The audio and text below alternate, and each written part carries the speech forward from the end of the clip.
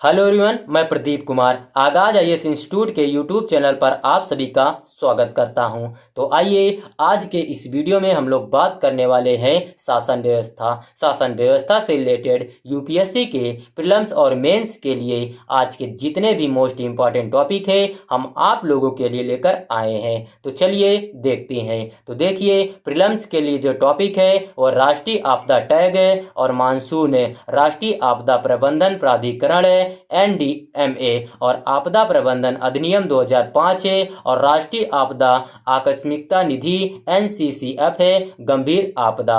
और मेंस के लिए जो टॉपिक है वो है हिमाचल त्रासदी को राष्ट्रीय आपदा घोषित करने की मांग है। तो चलिए हम यूपीएससी के प्रीलिम्स और मेंस के इन सभी टॉपिक के बारे में पूरे विस्तार से चर्चा करते हैं। तो देखिए चर्चा में क्यों है, आइए समझते हैं। हाल ही में हिमाचल प्रदेश ने प्रधानमंत्री से राज्य में भारी बारिश से हुई त्रासदी को राष्ट्रीय आपदा घोषित करने का अनुरोध किया है। मानसून 2023 में बारिश से संबंधित घटनाओं के कारण हिमाचल प्रदेश को 10,000 करोड़ रुपए का नुकसान हुआ और लगभग 418 व्यक्तियों की मृत्यु हो गई। गंभीर प्रकृति की आपदा की स्थिति में राष्ट्रीय आपदा प्रतिक्रिया कोष से अतिरिक्त केंद्रीय सहायता प्रदान की जाती है। तो चलिए अब हम लोग प्राकृतिक आपदाओं के दौरान राज्यों की सहायता के बारे में जानते हैं।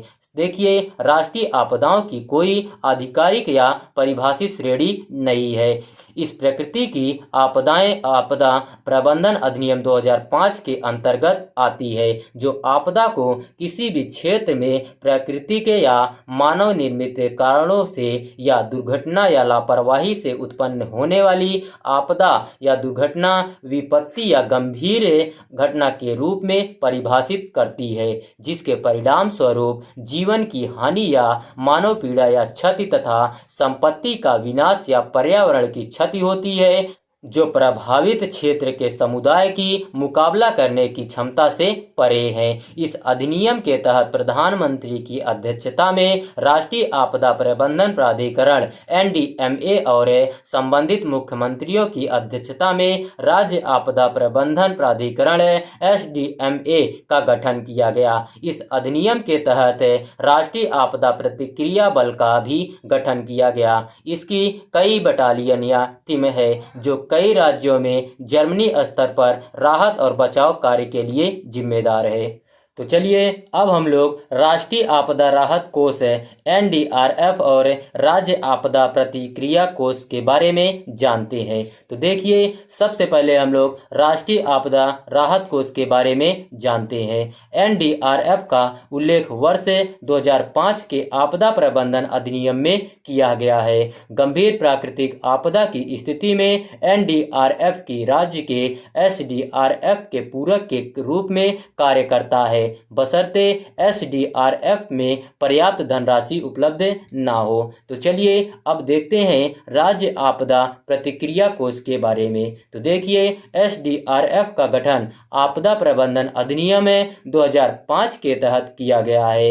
एसडीआरएफ अधिसूचित आपदाओं की प्रतिक्रिया हेतु राज्य सरकारों के लिए उपलब्ध प्राथमिकता धनराशि के रूप में राज्यों के पास मौजूद होता है। केंद्र सरकार सामान्य राज्यों के मामले में एसडीआरएफ में 75% और पूर्वोत्तर एवं हिमालयी राज्यों के संदर्भ में 90% का योगदान देती है। नवंबर 2019 के राष्ट्रीय आपदा प्रबंधन प्राधिकरण के एक प्रकाशन के अनुसार आपदा की स्थिति में बचाव, राहत और पुनर्वास उपयोग के लिए मुख्य रूप से राज्य सरकार जिम्मेदार है, लेकिन इन्हें केंद्रीय सहायता से पूरा किया जा सकता है।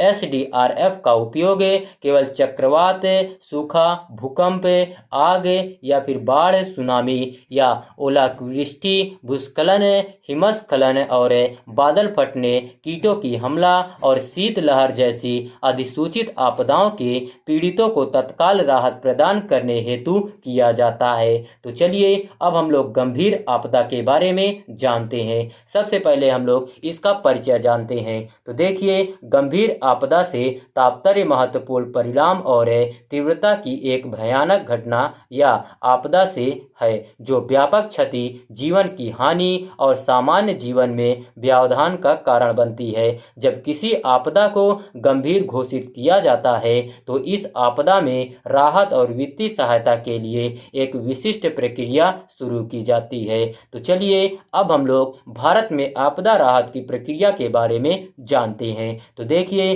जो सबसे पहले घोषणा, आइए इसके बारे में जानते हैं। राज्य सरकार ने एक ज्ञापन प्रस्तुत किया है जिसमें आपदा से हुए नुकसान की सीमा और राहत कार्यों के लिए निधि की आवश्यकताओं का विवरण दिया गया है। आकलन, आइए इसके बारे में समझते हैं। एक अंतर मंत्रालय केंद्रीय टीमें राहत प्रयासों के लिए ऑन द स्पॉट क्षति और धन की आवश्यकताओं का आकलन करेगी। समिति द्वारा मूल्यांकन, समितियों को मूल्यांकन रिपोर्टों की जांच करने के साथ ही एक उच्च स्तरीय समिति को एनडीआरएफ से जारी की जाने वाली तत्काल राहत की राशि को मंजूरी देनी होगी। इसमें गृह मंत्रालय का आपदा प्रबंधन प्रभाग सहायता प्रदान करेगा और धन के उपयोग की निगरानी करेगा। तो चलिए वित्तीय सहायता के बारे में जानते हैं। एसडीआरएफ है अधिसूचित आपदाओं की प्रतिक्रिया के लिए राज्य सरकारों के पास उपलब्ध प्राथमिक निधि है। अतिरिक्त सहायता, यदि एसडीआरएफ पर्याप्त नहीं है तो एनडीआरएफ से अतिरिक्त सहायता पर विचार किया जा सकता है जो पूरी तरह से केंद्र द्वारा वित्त पोषित है।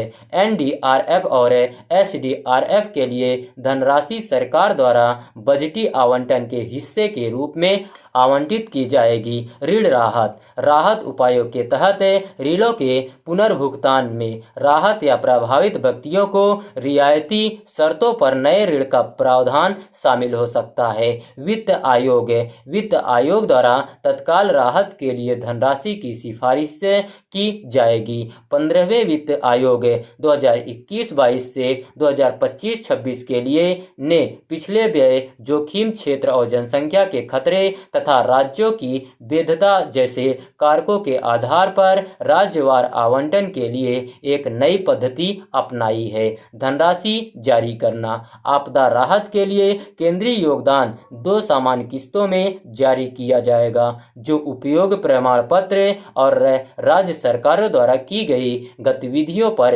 रिपोर्ट के अधीन होता है। तो देखिए आज का वीडियो यहीं पर समाप्त होता है। तो देखिए, अगर आप लोगों को इसका पीडीएफ चाहिए तो इसका पीडीएफ आप लोगों को टेलीग्राम चैनल पर दे दिया जाएगा।